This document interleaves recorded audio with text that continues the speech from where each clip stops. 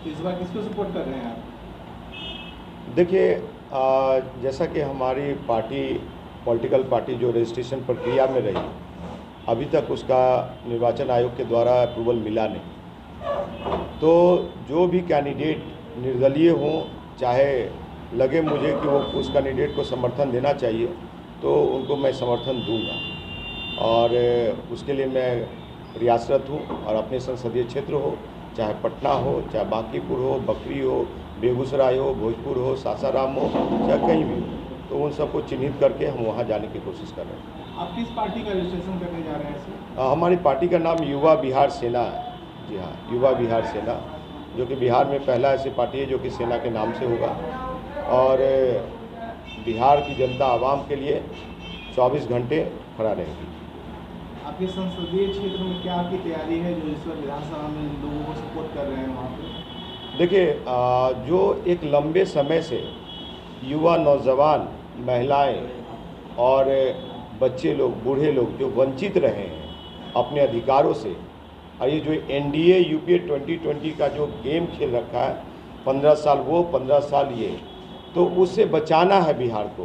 क्योंकि अगर ये लोग फिर से सरकार में आते हैं तो बिहार का विनाश लिखा है, उत्थान कल्याण नहीं हो सकता। आपको बिहार विधानसभा में बैठे हैं, जल जमाव की समस्या है, इस पर आपका क्या कहना है? देखिए, जल जमाव की समस्या एक पटना शहरी क्षेत्र का बहुत बड़ा समस्या है, जिसमें कि आपको बता दें कि आदर्श जन कल्याण दल के राष्ट्रीय अध्यक्ष नीतीश जी यहाँ पे बैठे हैं। यहाँ के हम लोगों ने जो कैंडिडेट डिसाइड किया है उत्तम कुमार जी को, तो उन्होंने भी जल जमाव पे बहुत कार्य किए हैं। और हम लोग की एक टीम है जो कार्य करते रहते हैं हम लोग सामाजिक तौर से।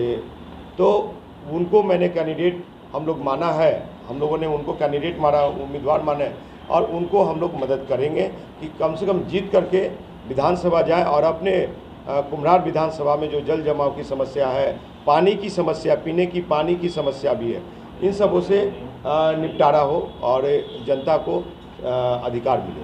आपके पास कोई ब्लूप्रिंट है क्या? देखिए, हमारी ब्लूप्रिंट है कि बिहार से बेरोजगारी मुक्त बिहार, रोजगार युक्त बिहार, कल कारखाना योग्य बिहार, कुपोषण मुक्त बिहार, पंजाब हरियाणा से बेहतर किसानी व्यवस्था हो, और यहाँ के युवा नौजवान जो है हर एक हाथ को रोज़गार मिले, उनको अपने बीमार माँ बाप को छोड़ के, बीमार बीवी बच्चों को छोड़ करके दिल्ली, बॉम्बे, कलकत्ता न जाना पड़े, जिसका जहाँ घर वहीं मिले रोज़गार। ऐसा मेरा ब्लूप्रिंट है। और हमारे ब्लूप्रिंट को सभी लोग नकल कर रहे हैं। हम बहुत लंबे समय से ये बात को बोलते आ रहे हैं। पप्पू यादव हो, चाहे अब तेजस्वी यादव हो, चाहे चिराग पासवान हो, चाहे ये लोग, सब लोग हमारे कहे हुए बातों को बोल रहे हैं। जब से युवा बिहार सेना का निर्माण हुआ, वो युवा बिहार सेना बनी, तब से ये लोग युवाओं का बात करने लगे। पहले युवाओं की बात बिहार में नहीं होती। पप्पू यादव जी के बारे में क्या कहेंगे आप? देखिए, पप्पू यादव जी सामाजिक तौर से एक अच्छे नेता हैं, लेकिन उनकी जो कार्यशैली रही है, राजनीति करने का जो ये रहा है, वो किस तरह से राजनीति करते हैं तो वही जानते होंगे। लेकिन कभी चिराग को मुख्यमंत्री, कभी और किसी को मुख्यमंत्री, कभी उपेंद्र कुशवाहा को मुख्यमंत्री, कभी किसी को बुला लेते हैं और बेचैन रहते हैं आरजेडी में जाने के लिए। तो कौन सी राजनीति कर रहे हैं? एक विचारधारा होना चाहिए, एक आइडियोलॉजी होना चाहिए। जैसा कि आपको बता दें कि हमारी पार्टी को रजिस्ट्रेशन अभी नहीं मिला है, रजिस्ट्रेशन प्रक्रिया में है। और पुष्पम प्रिया चौधरी से सबसे पहले अगर किसी को मिलेगा तो दो पार्टी को मिलेगा, वो युवा बिहार सेना है, आदर्श जन कल्याण दल है, उन दोनों को सबसे पहले मिलेगा। लेकिन पुष्पम प्रिया चौधरी निर्वाचन आयोग के आदेशों को अवहेलना करते हुए और सभी जगह कैंडिडेट को घोषित किया। ठीक है, लोकतंत्र है, सभी कैंडिडेट आप खड़ा कर सकते हैं, आप घोषित कर सकते हैं, लेकिन पार्टी के नाम पे नहीं, क्योंकि पार्टी आपकी पंजीकृत नहीं हुई है वहाँ निर्वाचन आयोग से, और उसको आप पार्टी का नाम दे रहे हैं। तो उनका पूरा का पूरा कैंडिडेट निर्दलीय है। और जैसा कि खबरों के माध्यम से मुझे पता चला कि 28 कैंडिडेट का नामांकन कैंसिल भी हुआ है। तो कौन सी राजनीति करना चाहती है पप्पू यादव को? मैं यही कहूँगा उनको कि अगर बिहार को विकल्प बनना चाहते, विकल्प देना चाहते, तो आप मुख्यमंत्री कैंडिडेट घोषित होइए। आप अपने पार्टी के दलित, पिछड़ा, शोषित, वंचितों को डिप्टी सीएम चेहरा बनाइए, जैसा कि युवा बिहार सेना का मांग था शुरू से ही कि एक मुख्यमंत्री के साथ 4 डिप्टी सीएम होने चाहिए। महिलाओं के अधिकार के लिए क्या कि आपको पता है मुजफ्फरपुर बालिका शेल्टर गिरी में क्या कांड हुआ, महिलाओं के साथ आए दिन क्या होता है, तो उसको देखने के लिए डिप्टी सीएम एक महिला होना चाहिए। लंबे समय से मुसलमानों का वोट लेते हैं लोग, महागठबंधन और भी लोग लेते हैं, ऐसी बन नुमाइंदे बन जो उनका प्रतिनिधित्व नहीं देता है, इसलिए डिप्टी सीएम मुसलमान भी अति पिछड़ा, सदियों से बहुत दिन से वो पिछड़ा हुआ ही है, उसको दीजिए डिप्टी सीएम।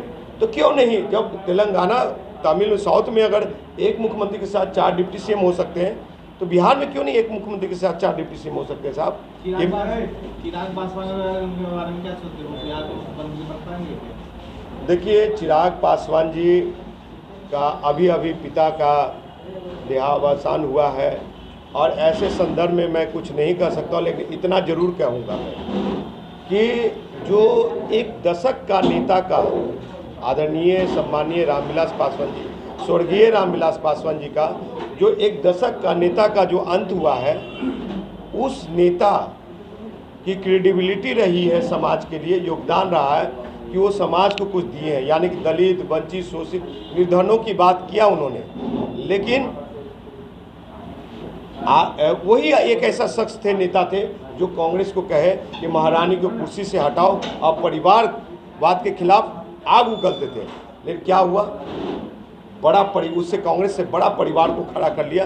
चिराग पासवान की इतने ही पहचाने कि वो आदरणीय सम्मानीय स्वर्गीय रामविलास पासवान जी का पुत्र है, समझे। और चिराग पासवान को अगर बिहार के पासवान गले लगाते हैं, तो रामविलास पासवान ने जितना, मतलब रामविलास पासवान जी के कार्यकाल में जितना पासवान लोग अपने अधिकारों से वंचित रहा है, तो मुझे डर है कि फिर से बाथी और बेलछी नरसंहार दोहराया जा सकता है ये चिराग पासवान और तेजस्वी यादव के कार्यकाल में, ये मेरा मानना है। चिराग पासवान जरूर अपने परिवार का राजनीति वो हो सकते हैं, वारिस हो सकते हैं, मतलब कि पारिवारिक वारिस हो सकते हैं, क्षमा चाहते हैं। चिराग पासवान अपने परिवार का पारिवारिक वारिस हो सकते हैं, लेकिन राजनीतिक वारिस नहीं हो सकते हैं। वो तय करना है बिहार के पासवानों को, वो तय करना है बिहार के आवाम को कि चिराग पासवान को गले लगाना है कि नहीं। अगर चिराग पासवान को गले लगाते हैं, तो मैं इतना आपके चैनल के माध्यम से जरूर कहूँगा कि बाहर के वो पंजाबी लॉबी के पुत्र हैं, बाबा चौहरमल और दुसाद के पुत्र नहीं है, तो इसलिए पंजाबी लॉबी हावी हो जाएगा उन पे और वो विकास कार्य नहीं हो पाएगा, ऐसा मेरा मानना है चिराग पासवान। और उनके पिताजी के खिलाफ मैं 2014 का आम आदमी पार्टी के टिकट पे मैं चुनाव लड़ा पहली दफ़ा हाजीपुर से, और इस बार भी उनके चाचा के खिलाफ रामविलास पासवान जी ने जब सीट छोड़ा, उनके चाचा पशुपति कुमार पारस के खिलाफ हमने चुनाव लड़ा निर्दलीय, और तीसरा पोजीशन रहा। हाजीपुर की जनता ने लगभग 40,000 वोट मुझे दिया और बड़ा एक आवाज़ में बना। तो बिहार के आवाम को यही कहते हैं, बिहार की जनता को यही कहते हैं, और पासवान जाति को भी मेरा ये कहना कि दलित नेतृत्व खाली नहीं हुआ है, अब सही दलित को गले लगाने की जरूरत है, बस। अच्छा, आखिरी सवाल, जैसे हाजीपुर क्षेत्र में रामविलास पासवान का शुरू से क्षेत्र रहा है, कल ऐसा हुआ कि चिराग पासवान ने हाजीपुर वासियों को उनका आखिरी दर्शन करने नहीं दिया। देखिए, मेरा मांग था पूरे हाजीपुर वैशाली की धरती के पासवान और जनता का, जो 27 लाख जनता है वैशाली जिला में, वो जनता ने कहा कि 5 मिनट के लिए भी यहाँ ले चलिए। लेकिन जो नेता, राष्ट्रीय नेता, केंद्रीय मंत्री ने अक्सर कहते थे कि हाजीपुर मेरा माँ है, लेकिन उस माँ को अपने बेटे से मिलने से वंचित रखा एक नालायक बेटा ने। उसका नाम है उस नालायक बेटा का चिराग पासवान, जो कि एक बेटे को माँ से नहीं मिलने दिया, माँ को एक बेटे से नहीं मिलने दिया। तो वैशाली की धरती रामविलास पासवान अगर का पार्थिव शरीर 2 मिनट के लिए भी जाता वहाँ पे, तो एक अलग ही माहौल होता। लेकिन इस नालायक बेटे ने नहीं जाने दिया, और वहाँ की जनता ने, मेरा मांग ये भी था कि कोनहारा घाट पर उनका अंतिम संस्कार होना चाहिए था, लेकिन नहीं हुआ।